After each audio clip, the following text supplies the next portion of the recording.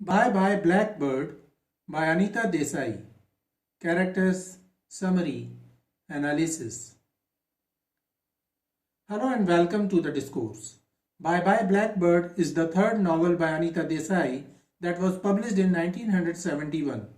It is a diasporic novel based on the themes of alienation, identity crisis, loneliness, nostalgia, and racism faced by immigrants. The novel offers a psychological analysis of the immigrants who suffer mixed feelings of love and hate towards the country of their adoption. In Bye Blackbird, the author Anita Desai deals with the East-West encounters.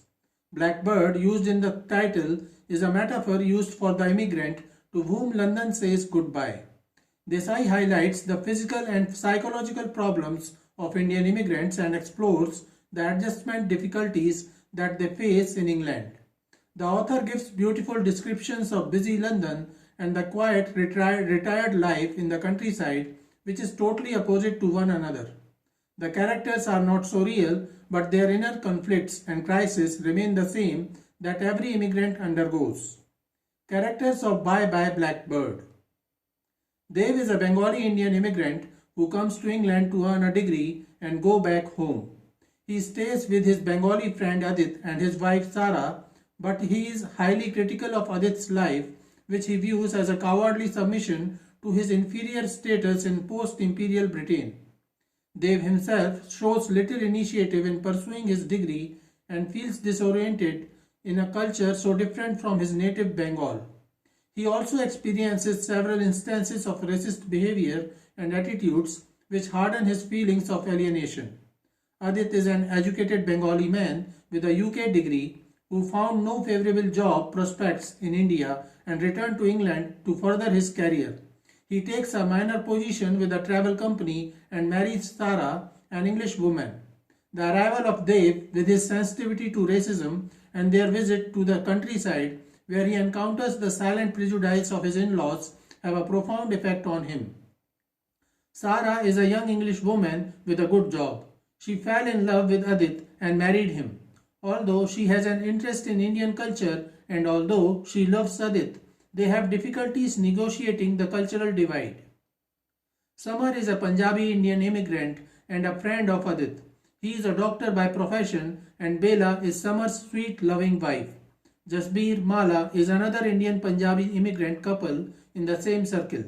Jasbir is an anesthetist and Mala is his good solid supportive wife. Miss Moffat is the landlady who owns the flat that Adit rents and where Sarah comes to live with him. She has a well-developed interest in Indian culture, especially literature. Julia and Christine are friends and colleagues of Sarah who ridicule her for marrying an Indian. Summary of Bye Blackbird. The novel begins as Dev arrives in London. He is a young Bengali student trying to join the prestigious London School of Economics. He stays with Adit Sen and his English wife Sarah at Clapham, a beautiful town in southwest London. Adit Sen leads a settled life as an immigrant in England. He has a good job and with his considerably lucrative income can live a decent and comfortable life. He is attracted to the rich economic status of England and its material prosperity. Adit tries to help Dev in adjusting to the British way of living. He introduces him to the little India settled within London and takes him to meet with his other Indian friends including Jasbir Mala, Samar Bela. Dev notices that Jasbir and his wife Mala along with Samar and his wife Bela are relatively comfortable with their life in England. They migrated from India to Clapham and began living here. They enjoy their weekends and visit clubs and coffee houses. They do their chosen jobs while they face the same racially discriminatory environment. Their sensitivities and the local conditions create no distaste or trouble in their rehabilitation in England. On the other hand, Dev, Adit and Sarah find it difficult to live in peace. Adit completed his studies in England and then returned to India searching for a job. But in 4 months, he could find only a ruddy clerking job at the salary of 250 rupees and a possible rise to 500 after 30 years. This frustrated him and he returned back to England. After returning to England, He worked in different capacities in a post office, in the sorting office. Then he joined a camping equipment business. He also worked as a teacher and finally accepted a little job at Blue Skies. Meanwhile, he met a beautiful young English woman, Sarah, who is interested in Indian culture and people and fell in love and married her. Dave finds it difficult to adjust in England as he feels alienated by both Indian immigrants and the Englishmen. Dave came to England to obtain a degree from the London School of Economics and work as a teacher in India after having obtained a foreign degree. But his dreams are shattered by seeing the immigrants' loss of self-respect in England. He is called vogue by a schoolboy. He becomes a victim of insult and abuse at the hands of English people. Indian immigrants are even not allowed to use a lavatory of English. He cannot bear the fact when he knows that the London docks have three kinds of lavatories, that is ladies, gents and Asiatic. He wants to return to India because he can never bear to be unwanted. Once a peddler refused to tell Dave the price of a Russian icon because he considered Dave too poor an Indian to purchase it. That peddler thinks that India is known for its poverty.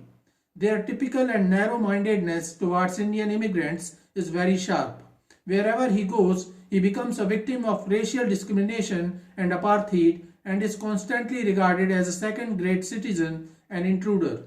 He feels alienated in England. He longs for his home. He is fed up with the silence and emptiness of the houses and streets of London. Dave cannot adjust to the Western culture where everyone is stranger and lives in hiding. He feels alienated and longs for his own home, India. One day, Sarah's friend Christine visits their home. Dave feels insulted by the blatant expression on the face of Sarah's friend Christine when she sees him in Sarah's kitchen. Dave feels he is being racially discriminated against and wishes to return to India. He loses his temper when the immigrants are insulted by the white people and when white boys call him a vogue. He sees that Punjabis, Bangladeshis and Sikhs live separately in England. They try to adjust and stay in England. He comes to realize that he is not adopted and welcomed by the English community. He finds it difficult to bear in the London climate. He comments that Adit and his wife Sarah should be masochists to live in such a climate. Meanwhile, Sarah is also facing difficulties after her marriage. She married Adit because she loved him and she is romantically in love with India and Indian culture. She dislikes English people's love for privacy and reserve. However, after marrying Adit, she is caught in a tragic situation. She is the only daughter of a middle-class English couple in Hampshire. She is highly sensitive and loves the innocence and freedom of the countryside. After marrying Adit, Sarah feels alienated in her own country. Adit notices Sarah suffering from loneliness. The only fault she has done is she has married an Indian. Unlike Adit and Dave, who have willingly uprooted themselves from their native soil, Sarah gets herself alienated from her society through her marriage. She is ill-treated by her own colleagues in the school. She dislikes questions about her personal life and feels that discussing her Indian husband would have forced her to parade like an impostor, to make life claims, an identity that she did not feel to be her own. Sarah is even insulted by the school children. They take delight in calling her Hari Hari Mrs. Scurry. Even her friends Julia and Christine didn't approve of her marriage to an Indian and would often ridicule her. Thus, Sarah not only feels alienated, but she finds herself completely lonely as she finds none to share her insecurities and worries. She is alienated and walks on the loneliest path. She loses her identity and wonders if she is English or Indian. Adit and Sarah have a quite opposite attraction to their respective motherland. Sarah loves India. She shows interest in reading stories about India and Indian life. This is one of the reasons for her marriage to an Indian, Adit Sen. Adit finds Sarah to be quite manageable, yet he dislikes her attitude. She takes no care to prepare food for Adit. She does not prevent her cat from sniffing it in. She finds the Indian way of cooking difficult. Sarah is not able to relate to Adit and his friends in their conversation, jokes, and laughter. Remaining a foreigner in their world, she finds difficulty in wearing the Indian saris and jewelry. He compels Sarah to wear them because it has been sent by his mother. This is an instance of husband-wife alienation. Sarah feels as if she is sandwiched between the two races. Sarah continues to visit her old parents in the countryside. Even Adit does not escape from the feeling of alienation and nostalgia. Adit's nostalgia is caused by his visit from his in-laws. He feels awkward and discriminated in front of his in-laws. It is also intensified by the unexpected outbreak of the Indo-Pak War. Gradually, his nostalgia takes a dreadful turn. It makes him ill and suffocating in English surroundings. He gets visions as one who is a psychic case. He is lost in the memory of India. He craves for Indian twilight. Like a child, he wants to see an Indian sunset with rose, orange, pink, and lemon colors in the sky. He becomes so homesick that he visualizes the Indian rivers. He also desires to see the bullock carts, a monkey wala, and a marriage procession in India. Once upon a time, he had a great fascination for England, but the same feeling is now suffocating him. At Christine Longfort's wedding, the symptoms of his nervous breakdown come forward. It can be seen, struck with fear for his health, for his mental balance, he stood frozen on the pavement. A question torments him: who is he and where is he? He wants to no longer be seen under the label Vogue, Asiatic, Indian immigrant, etc. He craves for his identity. He feels alienation. He feels that he is losing his real identity. In such a situation, Sarah informs that she is pregnant. When Sarah decides to visit Hampshire to meet her parents, Adit plans to travel to the countryside along with Sarah, Dev, Jasbir, Mala and Samar. Samar fails to convince his wife Bela to travel with them. After a day of boisterous frolic, Jasbir, Mala and Samar return back, leaving Adit, Sarah and Dev amidst the placid surroundings where they are to spend the rest of the week. Nothing overtly dramatic takes place during the following 6 days, though both Adit and Dev appear completely changed people by the time they return home, much to the bafflement of Sarah. Adit meets his in-laws in Hampshire and feels a bit awkward and outplaced.